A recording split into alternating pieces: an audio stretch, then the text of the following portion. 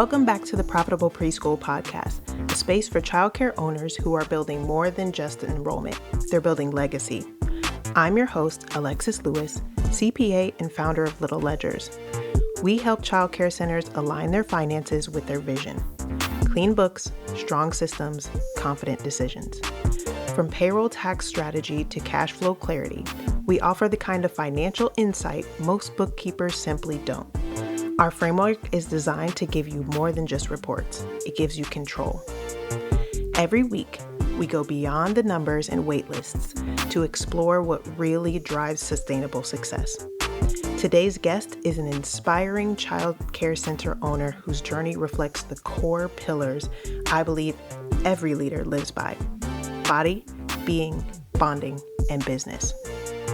Essence Britton is the heart behind She Cares KC LLC, a child care center rooted in compassion, excellence, and community. As a compassionate early childhood educator and entrepreneur, Essence created She Cares KC to provide a nurturing, high-quality environment where children can thrive and parents feel supported. With a deep commitment to uplifting her local Kansas City community, Essence blends purpose-driven leadership with hands-on approach to childcare. Her journey is one of resilience, vision, and service, and she's just getting started. Welcome, Essence. Thank you. You are so welcome. I'm happy to have you. One thing our listeners don't know is that Kansas City is my hometown, so it is an honor to have you today. From the home team. I know Mahomes, the Chiefs, the Yes, whole nine. So welcome. I'm happy to have you. thank you. I'm happy to be here from one KC native to another. Yes, absolutely. So let's get started. One thing that I've learned working closely with childcare leaders is that most folks started their centers from a place of truly like deep passion, whether it was like solving a community need or answering a personal calling. Tell us kind of what is your journey into early childhood education? How did you begin? Well, I knew probably in my early 20s that I wanted to go into childcare. As a child, I kind of knew it, but when you get older, you kind of take different routes. And so I just had this strong urge of providing to other children what I received as a child in my child care facility. Everybody knows me when I talk about my story. I talk about my Aunt Mamie. And she is the reason why practically I went into childcare. And it was because I seen her, what she poured into us as children followed us all the way up until adults. Like a lot of us are still friends that grew up in that daycare. A lot of us are successful that grew up in that daycare. So seeing what she poured in us and the foundation, how it followed us through, it was just something that stuck out to me. And it made me go into child care. Good. So it sounds like from the time you were in childcare, you were touched so much by her influence that it was like once you became an adult, you decided that was the route that you wanted to go into. Yes, it really is truly like, yes, yes. Wow, wow, that's awesome. Okay, so in my work, I often hear that the first year in owning a center is equal parts chaos and growth and excitement and all of the things. hmm So, hmm looking back at your first year, what challenges really shaped you as a leader? What challenges did you go through that you were able to overcome?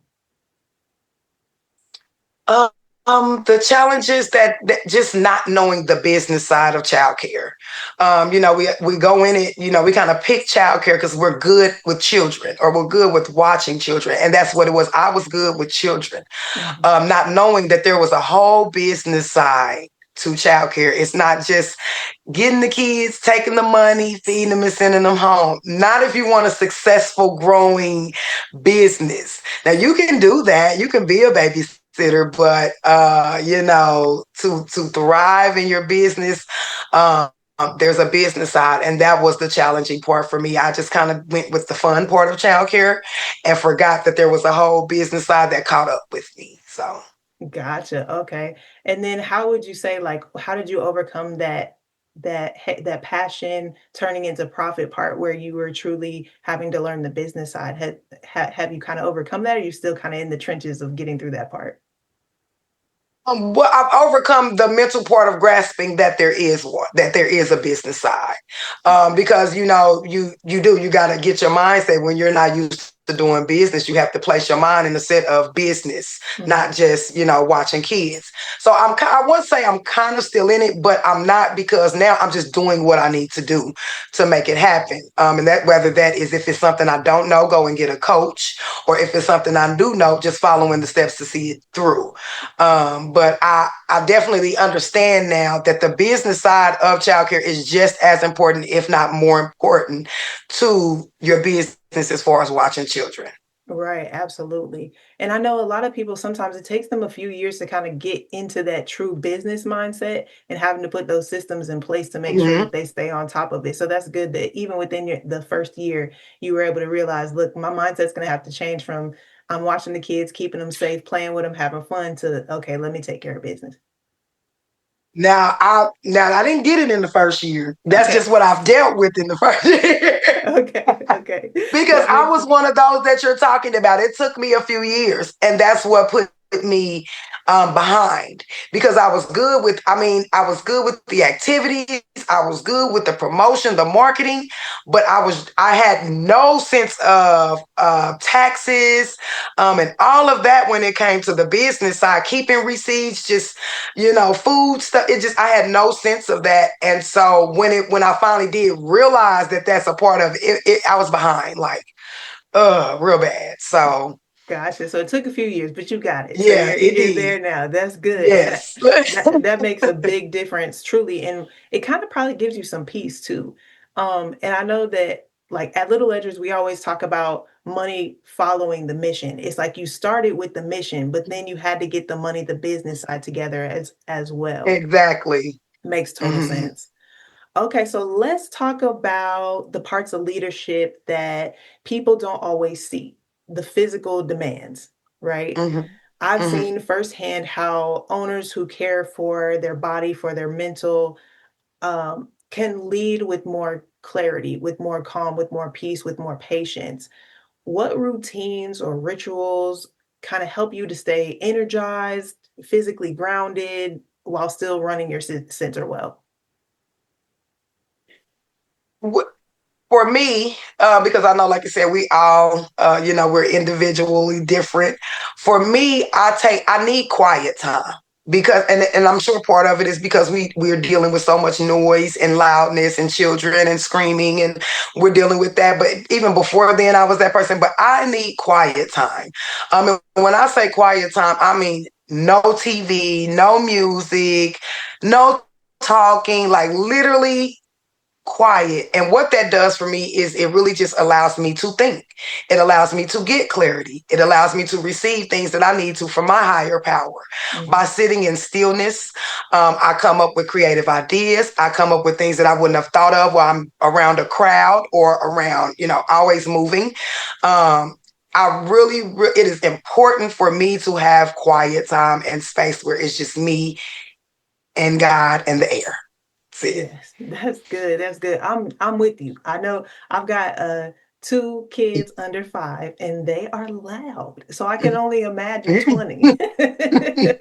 And what that's like when they get excited, it's just like their emotions Yes. just burst. And so I totally understand having that be your everyday with so many children and then Mhm. being like, okay, I need peace and quiet and just Mhm. silence for a Yes. while. That makes sense. Yes. Okay. So have you ever hit a season of burnout or, exhaustion and had to kind of like reclaim your energy or, obviously while still showing up for your team and for yourself? Oh yes. I think I recently came out of it. And I've hit it a couple times. I've been doing it now for about 7 to 8 years. And so I've hit it a couple of times in that 7 to 8 years. And really what it takes is a reset. It really does. It just takes a reset. And if you're really passionate about the vision, the outcome, the goal, that also will help you refuel. But a lot of times I will say our burnout comes from us a lack of knowing something. Mhm. And so when I go and I have that burnout, I've done something for so long and I didn't know the right way. And it seems like I always get that piece of information right when I'm at burnout or, at the end of that burnout. And it's like, Oh, for example, for the first few years, I worked from 6 to 6 at my daycare center by myself with no help. Okay. I did that for maybe a year and a half, 2 years. The first 2 years of me doing it, me being in the childcare community, I spoke with a lady that had been doing it for years, and she said to me, she said, "No wonder why you tired." She said, "You can't do that by yourself." And she said, "You set your hours to what you need to set them for." And so when she said it, it made sense because her hours were something I've never heard of in childcare. I think she was like, I forgot the hours, but she was Monday through Thursday and she was closed on Fridays. Oh. And I was like, "And they still come to you?" And she's like, "Yeah."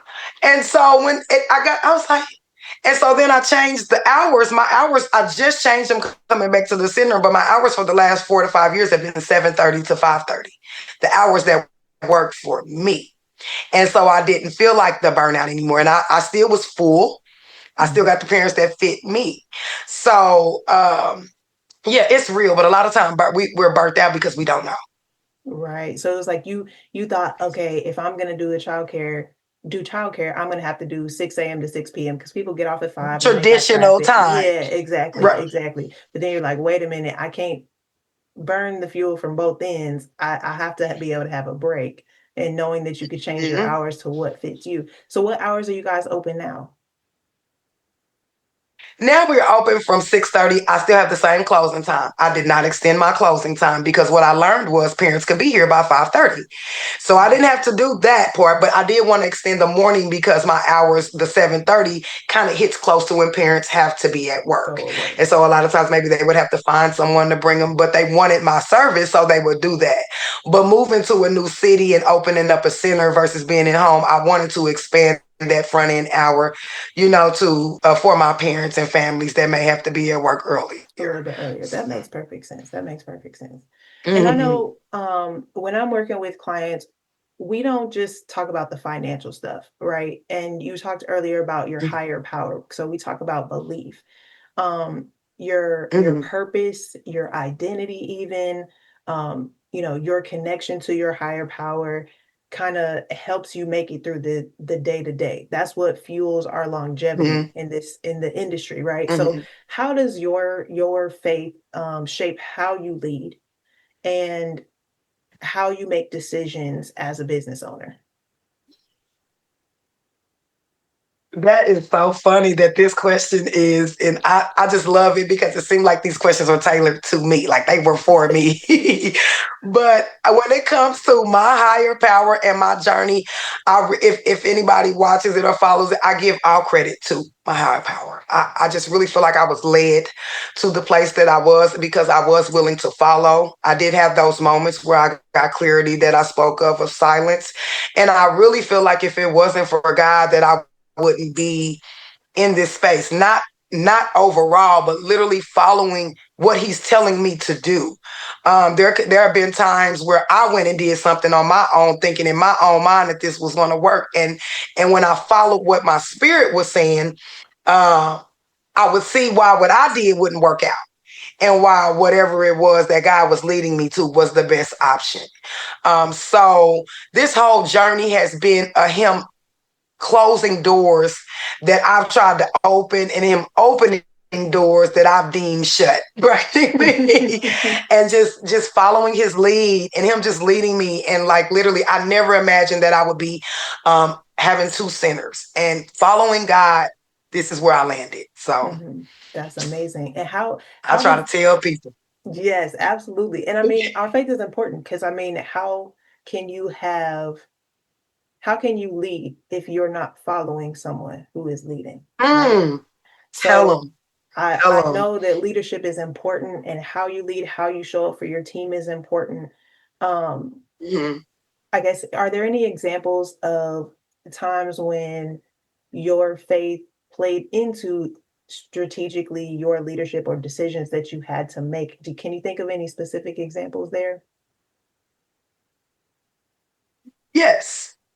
This center.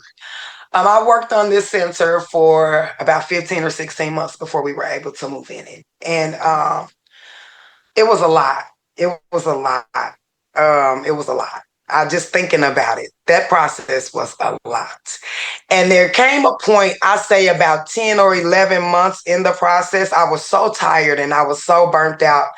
And I went to God and I said, hey, God, I said, if this is not for me to do, I don't mind telling the public it didn't work out. I don't mind. I'm tired. I'm tired. All right, you gave me chills when you said that. And he wouldn't let me let it go. He wouldn't let me let it go. And how I knew that he wouldn't let me let it go was because the thing that I was struggling to get, once I was ready to release, that next day it was right there. Wow. It was right there available to me. The exact number.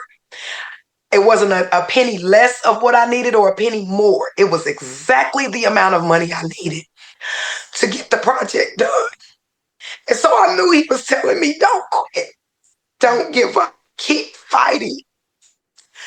And so, sorry for getting emotional. It's okay. It's okay. But that's just my story. That's my story of how I've gotten here. And it was not me. It wasn't because I'm so great at this, at finding the way.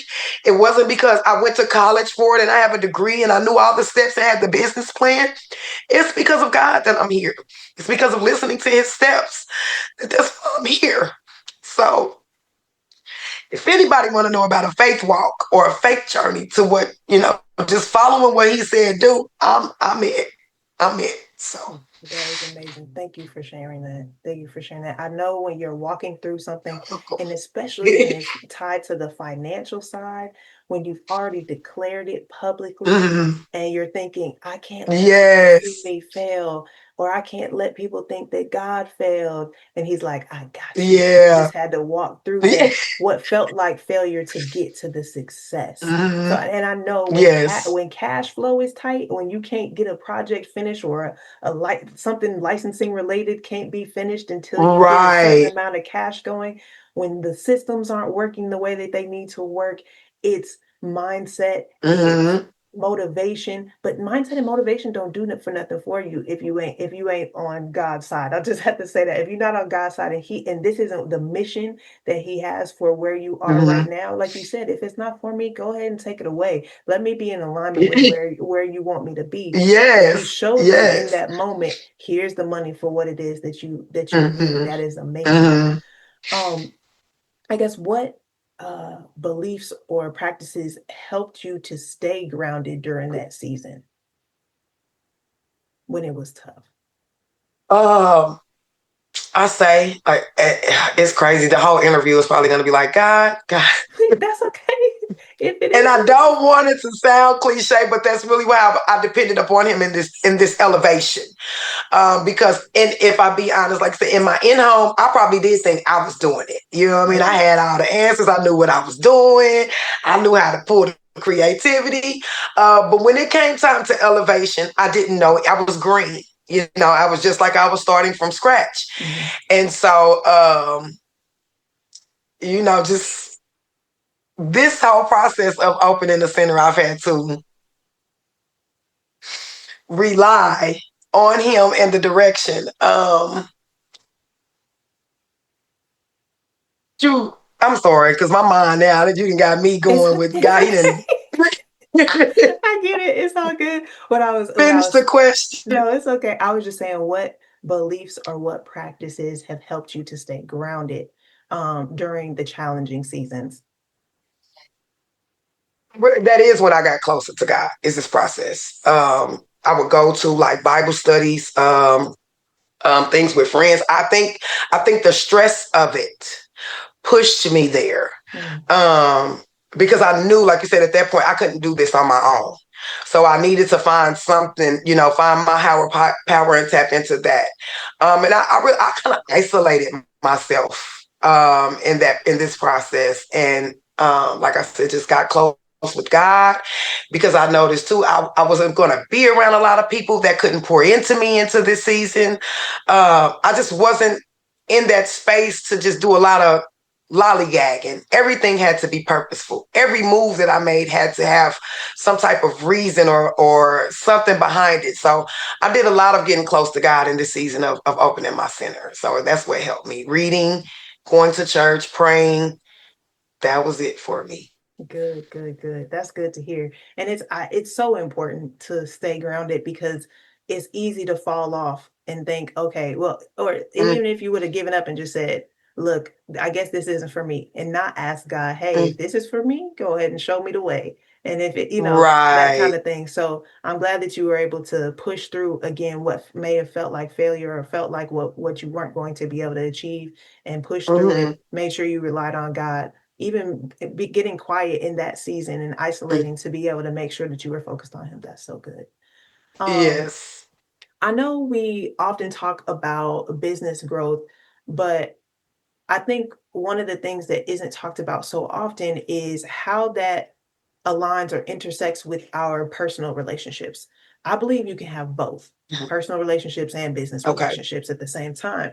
Mm-hmm. And they can be fulfilling. And I always try to tell my clients not to go too far into, hey, I'm all about the business, and then all of the personal relationships start to suffer.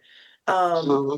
how, even after seasons of isolation, to make sure that you get to where you need to be, how do you stay connected to your family, to your loved ones, while still leading a demanding business?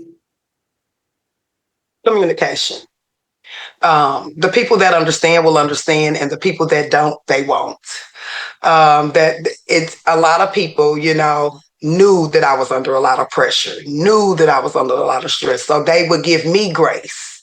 You know what I mean? And as far as communication, I had a lot of stuff going when I started the center. I had a book club that I was over. I had a non-for-profit. I have a non-for-profit organization called Dear God. We were doing a lot of activities with that. And so once I started this center, everything just dropped. The book club, like I said, family engagements, everything. And so communication of letting them know, hey, this is where I'm at. I'm not doing it maliciously. I'm not doing it because I'm being lazy. I don't have the capacity to do both. I only have the capacity to work on this. And if the people love you, like they say they love you, they'll understand. And the people that don't, they will fall off. So, Absolutely, absolutely. So it sounds like you're making sure that you're communicating. Look, in this season, this is where I am. You'll mm-hmm, understand that, hey, I need your support. It may be quiet support, but I need that support in that mm-hmm. way, and I'll be back when I'm ready to be back. But it's not any slight to anybody. Just making sure that you're communicating up front, kind of what your needs are in that season.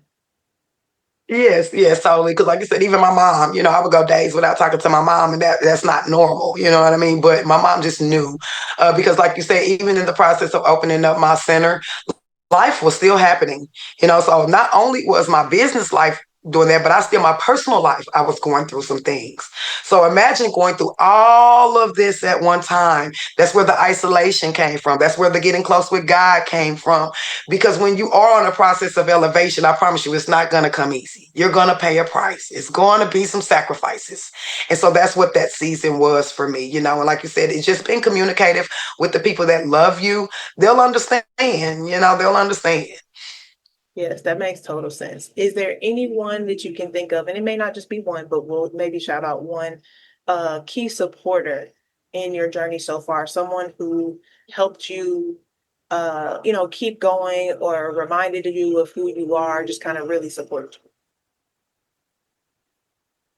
Yes, I do. I will shout out my coach, Latrice Crawford. She's actually a coach in Texas. She actually runs a school. She's a millionaire childcare coach. And when I say she's on a big scale right now, she's on a big scale. Like she's doing conferences, she's doing her thing. And from the time I felt like a little pea in the pond of childcare providers, where I'm like, I'm the new girl. She's supported me the whole time. What you need, where where, where she could charge hundreds of thousands, just for a piece of information that she would give me, or a push that she would say, I see it, I know you got it, She really, she flew me down there, to get a one-on-one with her, to spend some time and walk around her center and ask any questions that I have. She really believes in me as an individual, and she helped me through this process to get some of the information that I needed to get to where I am. So big shout out to Latrice. That is amazing. Yes, I did see her conference, Born to Teach and Born to Lead. Is that right? Okay, Yes, yes, I that's my did see that. girl. I did I'm see that. blessed to be connected. All right, you're right. You know what? There's like a saying that says like the 5 people you surround yourself with, like you become like the 5 people you surround yourself with.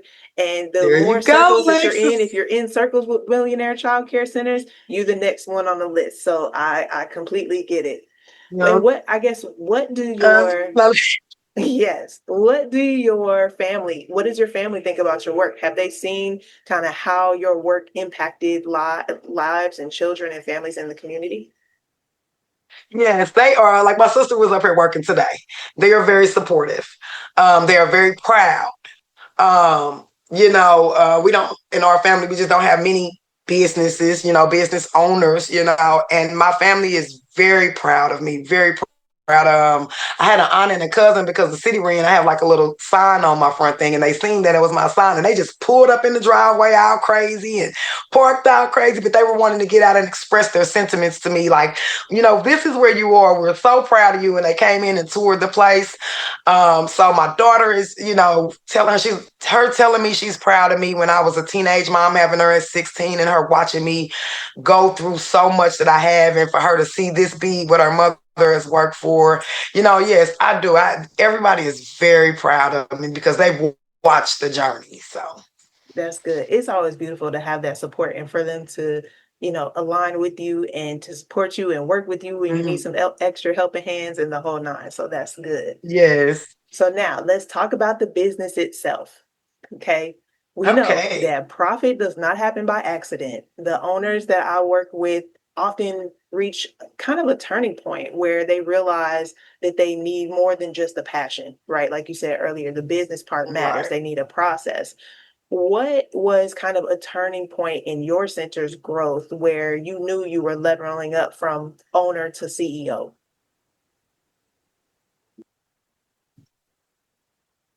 When did I know that I was just big dog? Let me see. Let's see. um, because if I be honest, I think I beat up on myself for a long time. No matter what I presented confidence. I knew. But I think behind the scenes that I'm just thinking about it, I just kind of beat up on myself a lot. I think more so when I knew was just me being able to conquer everything that I've been through in this journey. I've been through location after location. COVID came and we were still standing after COVID. When I seen big centers that were doing their thing have to close during COVID, I think that was really one of the points where I knew, you a beast, girl, because a lot of centers that started with us did not finish with us in COVID. That's so And true. that was a true blessing in itself to be still standing after COVID hit. So that kind of was like, okay, girl, if you can make it through that, keep pushing. And so I think I still had a couple like properties that I went through and things like that, but that is when I knew like, and then also being honest, when millionaire coaches started reaching out to me, when I have a few that they have 5 schools, 3 schools. I mean, these ladies are doing it big, and they reach out to me, they encourage me, and they say like, you got it, girl. We just waiting on you to come up here with us, but you got it practically. So that's when I knew I was big dog. Like I know that's right. When they're reaching out to you and you're like, okay, we on the same level. Like I may yeah, not have 5, but we on the same level. We're peers now. right. We're peers. Yes. Hey. So one thing that I do is to kind of help owners to untangle the chaos of their systems from like payroll to enrollment to Mm. staffing, that kind of thing. What's been an area for you that's been hard to either systemize, and then how did you navigate that? What has been the hardest part? I mean, I think the business side, period, has been a struggle for me to systemize. There's so many moving pieces to it. And so like I'm just getting into payroll because it's been me all this time. So I can't say payroll. I'm just learning it now. I don't like paying it, but I don't know like the systems yet. I need those actually for the center. Um I would say the hardest because curriculum is not my strong point, but I went and found the curriculum that would fit, what I wanted to convey to my children. So, and they have a very wonderful system attached. So I would say the hardest part expenses. Okay. Figuring out getting a budget and balancing out expenses and things like that. That is really where I'm still struggling and trying to get it leveled. With me having two facilities, I need that to be black and white, not gray. So right there, now that's where I'm trying to get everything leveled out so I can be able to see data and numbers and different things like that. But yeah, that was my roughest point to me, just watching the expenses and seeing how I need to budget my money. All right, good to know. That's a tough one. That's one that is, you're not alone. You're not alone in that because Mm-hmm. there's oftentimes when you're in the expansion stage, it's like every doing one is one thing. When you move to two, it's like you're starting over from scratch. Yes. And it brings new Yes. sets of issues and new sets of situations that you haven't been through before. And so it brings on new systems and new solutions that needs to happen. So that makes Yes. complete sense.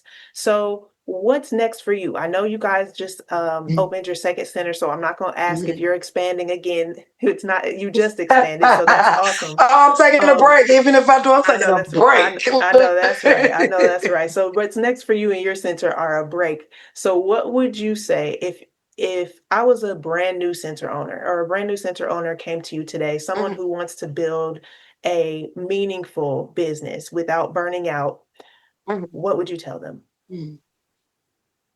I advise now coaching or a mentor, something.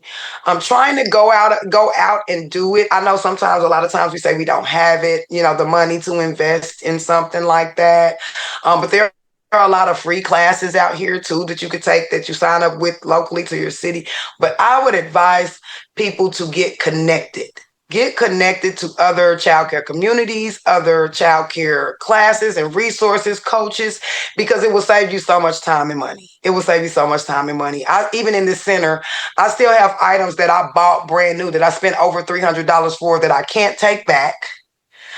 So I'm stuck with them. And if I'd have had that coach, because at that time I couldn't even afford my coach because of everything was going into the building. Mhm. So this is why it's good to have a coach from the beginning because they'll tell you no, yes, no. And so that's one of my biggest pieces is to get you a mentor or somebody that can help you so you're not turning your wheels and spinning your wheels and taking longer than you should be on projects. Yes, that's great advice because oftentimes we try to DIY a lot of things, and you'll end up bumping your head and probably spending more than Yep. if you had went ahead and got the coach or invested in that solution that you needed to be able to move forward with a little bit of help. So, Essence, thank you so much for sharing your journey with us today. Your story is one that I was really excited to hear, and I'm grateful that you shared it. You were resilient in making sure that you pushed through. You leaned on your faith in God to help you to make it through, making sure that you weren't just making this decision on your own or that you were going on your own strength, but that you were relying on Him to make sure that you were in alignment with the mission that He had for your life. And I believe that connection that you have with Him will continue to bless you going forward. And so Thank I you. love how your story is an example to people who are just starting out or now expanding, and how open and honest and authentic you've been today. So I really appreciate it. Thank you for being on the Well, show I today. appreciate you having me. Thank you. Thank you. Thank you. It's been a blessing. If you'd like to learn more from Essence, you can do so in her new ebook. Surviving and Thriving, How I Built My Daycare from a 2-bedroom apartment to a full center, and how you can too. In that ebook, she gives you a bonus licensing checklist and access to her private Facebook group, Childcare Thrives Here. You can find her by going directly to She Cares Clubhouse _LLC on Instagram, and I'll also provide the link to her ebook in the show notes below. If Essence's story hit home for you, especially the part about navigating payroll while building something bigger than yourself, I've got something that can help. It's called the Profitable Preschool Roadmap, Payroll Edition. It breaks down exactly how to fund your staff without raising tuition, using IRS-approved tax credits that most childcare owners don't even know exist. So if payroll's ever felt like your biggest stress point, or the reason you can't expand, take a breath, or even take a break, this guide is for you. You can download it for free at littleledgers.com, because building a profitable preschool should not mean sacrificing your peace.